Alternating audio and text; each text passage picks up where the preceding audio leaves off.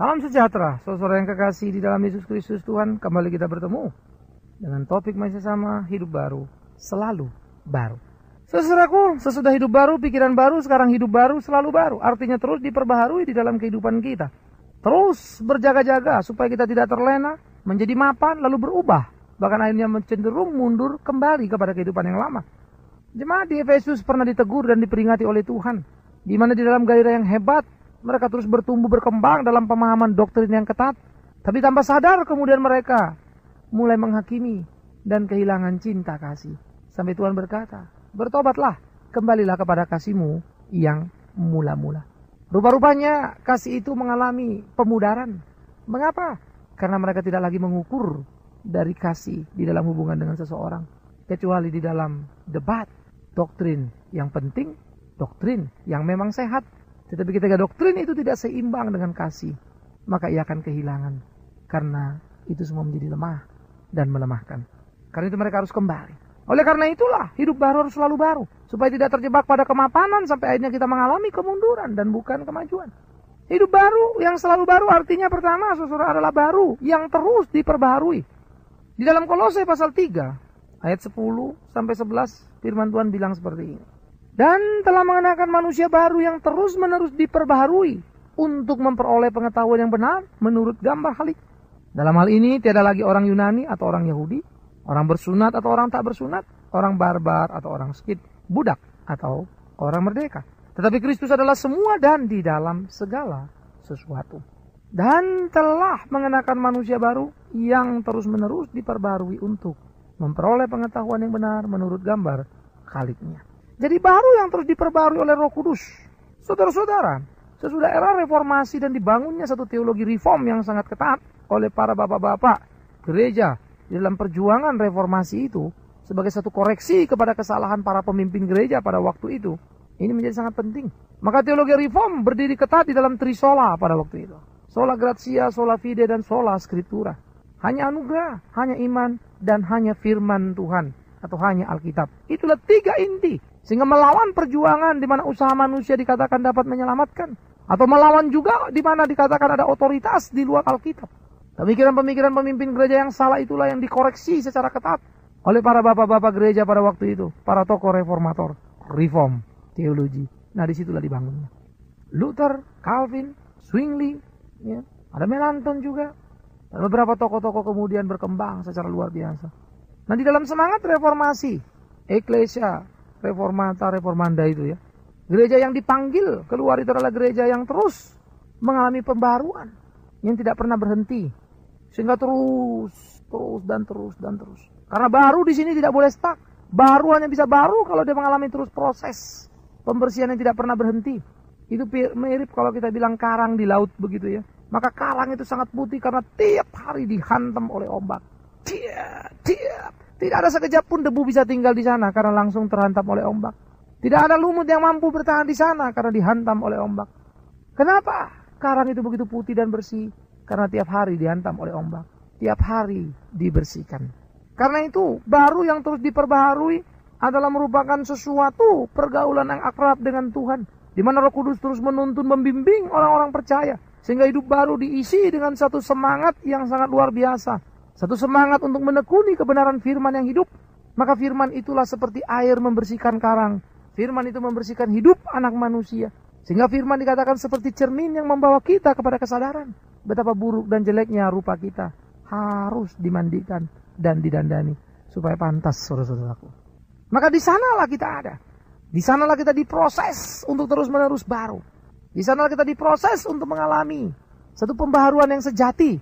Pertemuan langsung dengan firman Tuhan. Nah ini menjadi sesuatu yang penting. Karena itu sebelum kita keluar rumah, awas, mari masuk kamar, duduk sendiri, berdoa. Syukur kalau lagi punya waktu duduk diam merenung apa yang sudah dan yang belum kita kerjakan yang sesuai dengan kehendak Tuhan. Bergaul dengan kebenaran firman-Nya untuk terus bertumbuh bersama. Tentu dengan beraneka ragam metode yang cocok, yang pas buat kita. Di situ kita diperbaharui terus, saudara, oleh firman yang hidup. Saudara mau pakai pagi hari, silakan. Tidak cukup, mau malam hari, welcome. Firman itu hidup di pagi hari, juga hidup di malam hari. Ia memperbaharui. Jadi baru yang terus diperbarui oleh Roh Kudus ini menjadi suatu gairah basic di tempat di mana kita berdiri. Yang kedua, hidup baru selalu baru. Selalu baru artinya baru yang terus baru karena pengalaman berjalan bersama dengan Kristus Tuhan. Kalau kita membicarakan pikiran-pikiran baru, saudara. Nah, waktu kita membicarakan pikiran baru itu nanti kita akan mengalami benturan, kan begitu ya. Pikiran kita nggak cocok sama pikiran dunia ini. Tapi kemudian kita taat, lalu kita menang begitu. Nah, itu menjadi sebuah pengalaman. Maka pengalaman demi pengalaman berjalan bersama Kristus. Pengalaman demi pengalaman menegakkan kebenaran. Pengalaman demi pengalaman melewati kepahitan. Pengalaman demi pengalaman ini membuat kita terus makin bertumbuh dan makin bertumbuh dan makin bertumbuh. Karena itu adalah sebuah kebodohan dan permulaan kegagalan. Kalau kita hidup hanya mengeluh dan mengeluh kepada Tuhan. Kita hanya mempertanyakan, membugat why, bukan bertindak how. Hidup ini jangan dipertanyakan. Kenapa saya laki-laki dan bukan perempuan? Kenapa saya miskin dan bukan kaya? Karena semua orang akan bertanya. Yang satu bilang, kenapa aku kaya, bukan miskin? Nah, repot juga kan? Karena ternyata orang kaya juga punya masalah. Lalu dia lihat orang miskin tidak. Lebih bagus aku seperti itu. Maka kalau pertanyaan why yang dipertanyakan, nggak pernah selesai, saudaraku. Karena hidup sangat misterius. Hidup kita terbatas di dalam mengetahui. Kita nggak tahu hari esok. Kenapa tanya mengapa yang nggak ada gunanya? Tapi mari bertanya, bagaimana saya mengisi hari-hari saya? Bagaimana saya harus hidup? Tuhan mau apa? Nah, itulah yang menciptakan pengalaman demi pengalaman.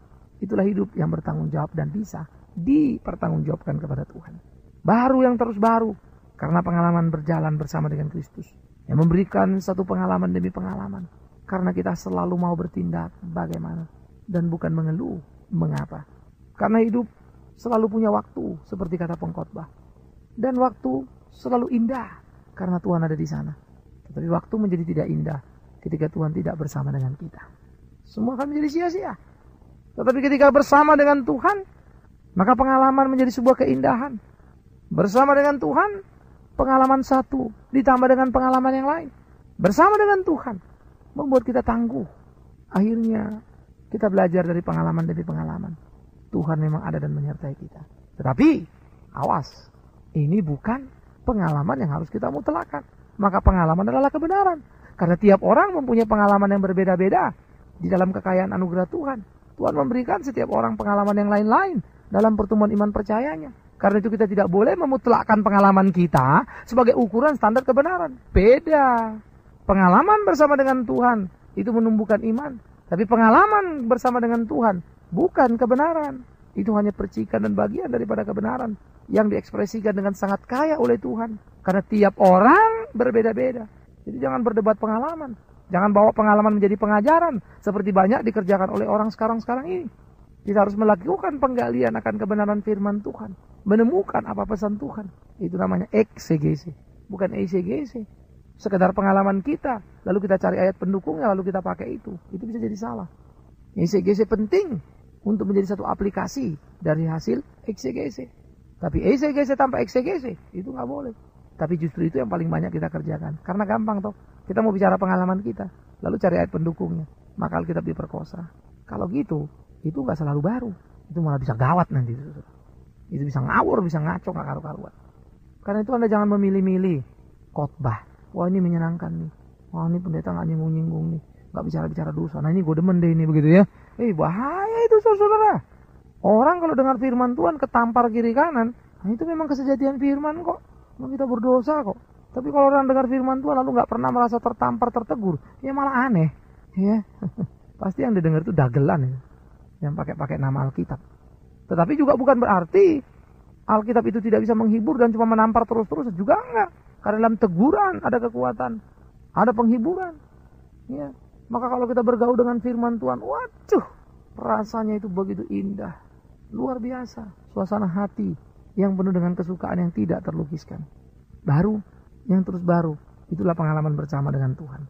Yang ketiga, baru yang terus baru karena kasihnya memang terus baru. Ratapan 3 itu ya. Kasih itu ya Tuhan selalu baru setiap hari. Sehingga kalau kita baru, selalu baru itu, kalau memang merasakan dan menyadari cinta kasih yang hadir dalam hidup kita.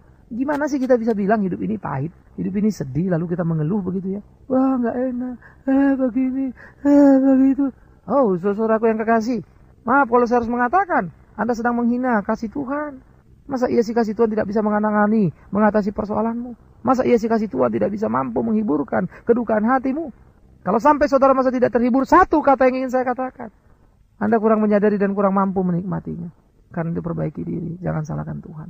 Jangan menggugat dia. Untuk apa yang Anda tidak hak untuk gugat pada dia. Karena itu saudara yang kekasih, disitulah kita penting untuk memahami cinta kasih yang selalu baru tiap pagi dan tidak pernah salah itu. Yang selalu diberinya kepada kita. Tapi kita terlalu sibuk untuk menyadarinya. Kita terlalu sibuk untuk menikmati dan merasakannya. Kita merasa hidup kita terlalu luar biasa. Berbeban berat. Kita merasakan hidup kita terlalu sulit. Sampai kita tidak lagi mampu merenungkan, merasakan, menikmati cinta kasih Tuhan yang luar biasa itu. Itu kesalahannya saudaraku. Disitulah kegagalan banyak orang untuk selalu baru di dalam hidupnya. Sehingga dia selalu punya gairah untuk melewati kesulitan demi kesulitan. Sehingga kesulitan itu seperti anak tangga yang harus dijalani kalau mau naik ke lantai 2. Gimana mau ke atas kalau nggak lewat anak tangga? Lalu gimana mau naik kalau nggak mau capek? Ya lucu atuh. Kalau mau naik ya mesti capek dong. Kalau mau tiba ya mesti berkeringat dong. Karena itu nikmatilah perjalanan hidup. Karena jangan lupa di balik kedukaan ada kesukaan. Di balik penderitaan ada penghiburan. Di balik beban ada kemenangan. Karena Tuhan memang tidak pernah menjanjikan bagi kita hari tanpa hujan. Atau hari matahari yang terus bersinar. Tidak.